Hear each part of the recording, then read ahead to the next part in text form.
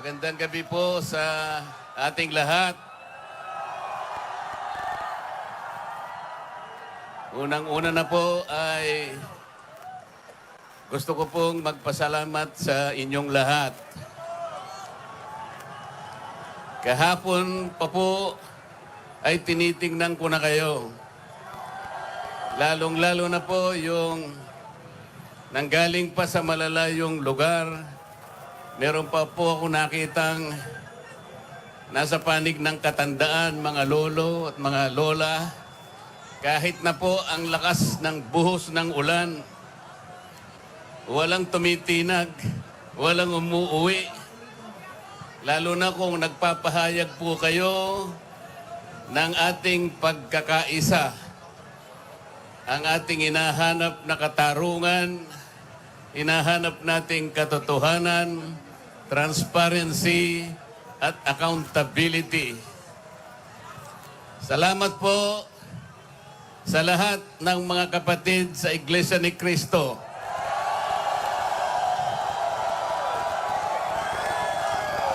Salamat din po sa mga hindi kapatid ngunit nakikisang-ayon at sumusuporta sa pagkakaisa natin sa gabing ito.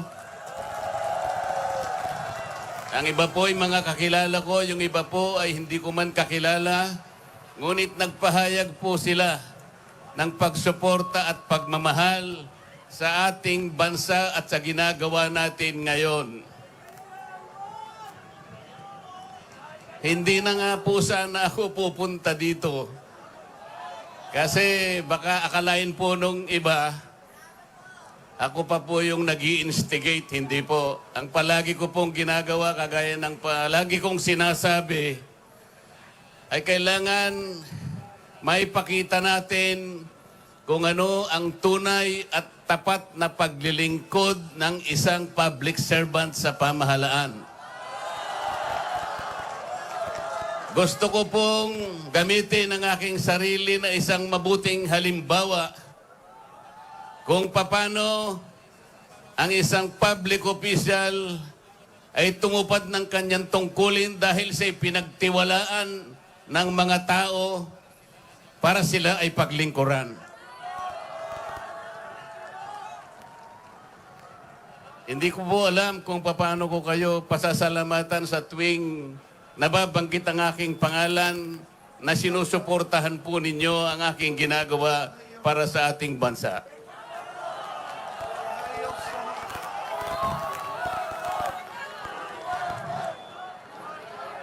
Pangalawang araw na po ito, ngunit hindi ko nakikita sa mukha ninyo ang kapaguran.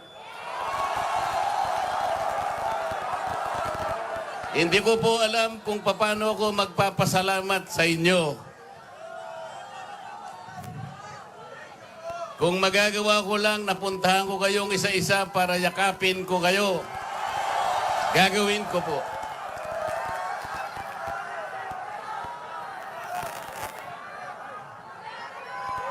Naisip ko nga, magdadala na lang ako ng hopya.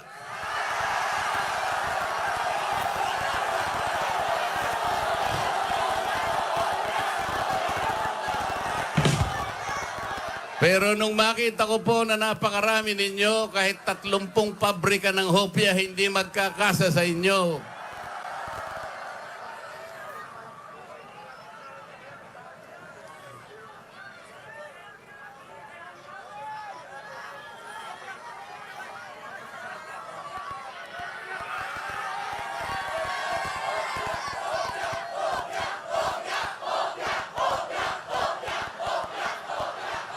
Bakit nilulunod ang pag-iimbestiga sa flood control scam?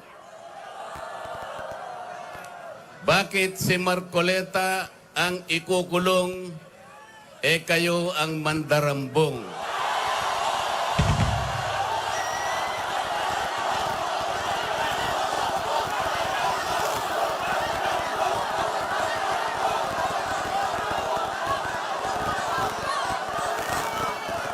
Meron po akong babasahin sa inyo. Alam nyo na po ito, pero kailangan pong alam ko uli sa inyo para maitatak po sa ating puso.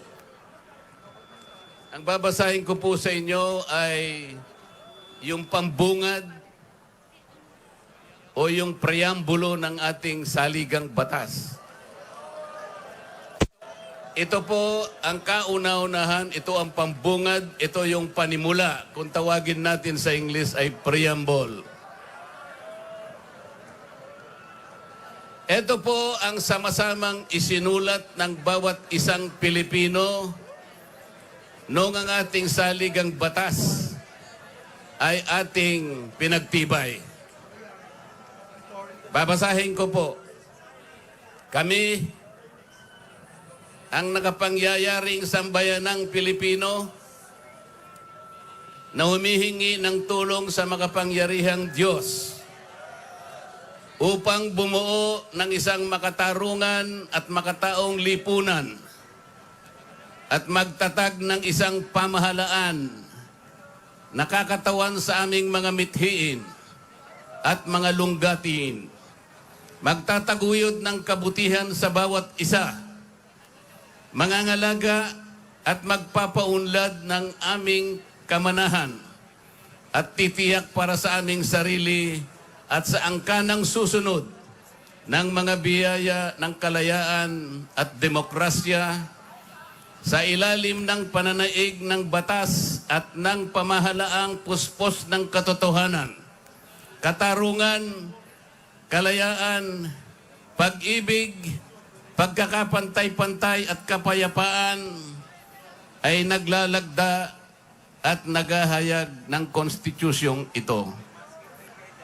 Mga kababayan, ito po ang batayan kung bakit nandito tayo ngayon.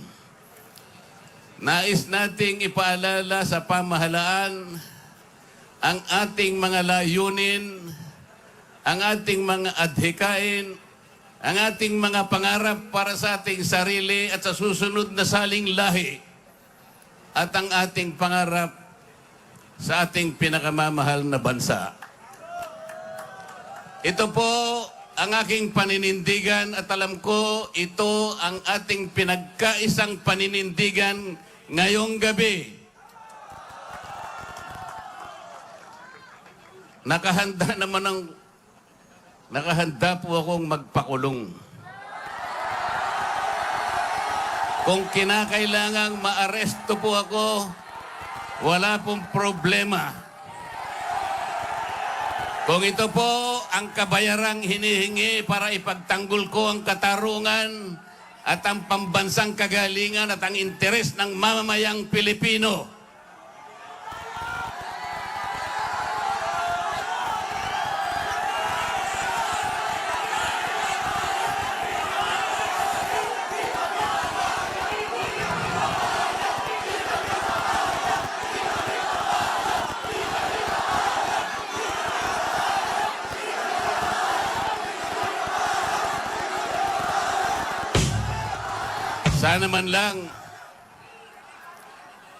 sana man lang may ninakaw ako. Sana man lang kasama ko sa mga mandarambong. Mga nabanggit na yung mga pangalan nila. Ang isa ay si Martin Romualdez. Ang pinagdalhan ng mali-malitang pera.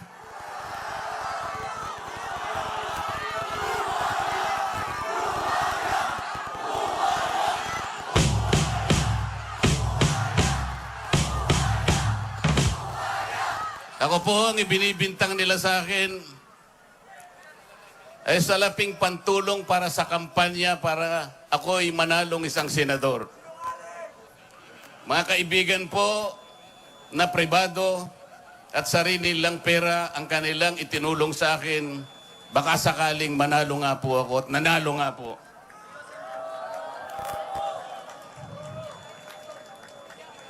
Hindi ko na po ipaliliwanag ang technicality kung paano nila inimbento ang isang gawa-gawang asunto laban sa akin. Tingnan po ninyo kung sino pa yung nagtatanggol at tumutulong para sa ganon, matukoy natin kung sino ang may kagagawan ng pinakamalawak, pinakagarapal na pandarambong sa kabambayan, siya pa ang inaasunto at siya pa ang pinagbabalakang arestuhin. Hindi ba katungkulan ng ombudsman ang sila ang humanap, umusig, at parusahan ang lahat ng may kagagawan nito? Bakit ang ombudsman ang nagagalit sa akin? Hindi ba dapat tulungan pa nila ako? Sapagkat iisa ang layunin namin. Ginawa po nilang politika ang lahat ng ito. Ang mga asunto po na sinampa laban sa akin ay nagsasaysay ng kwarta. Pero hindi nagbabanggit ng korupsyon. Nagsasaysay ng halaga, ngunit hindi binabanggit ang ill-gotten wealth. Ipinipilit na iugnay ang public office, ngunit walang binabanggit na abuse of public office. Naglulubid ng mga chismis, ngunit walang ebidensya. Naglulubid ng naratibong pampolitika, ngunit walang binabanggit na elemento o sangkap sa mga krimen na kanilang gawa-gawa. Yun po ang nakapagbibigay po ng malaking kalapastanganan sa ilalim po ng mga batas na umiiral sa ating bansa. Hindi ba sinabi natin, bawal ang bend the law?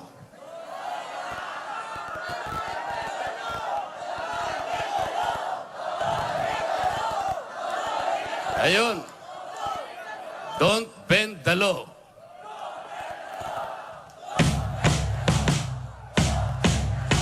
Paano naman kasi? Isa naman kasama ko doon sa bulwagan sa Senado, bigla na lang nagsalita. Sometimes you have to bend the law to be able to please the people.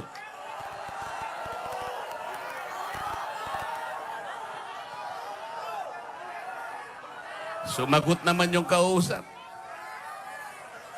Sumagot yung kausap. Tinanong kasi siya kung tama yung sinasabi.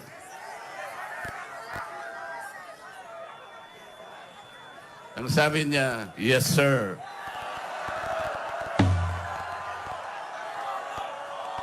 Mga kababayan, uulitin ko po ang aking pagsaludo sa inyo.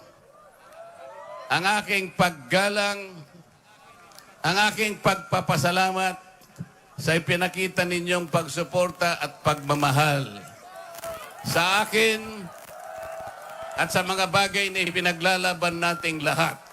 Ang katarungan, ang katotohanan, ang pananagutan at ang katarungan. Huwag po tayong mag-iwahiwalay. Ang sabi nga natin, we are one. We are one. We are one. Maraming salamat po sa inyong lahat.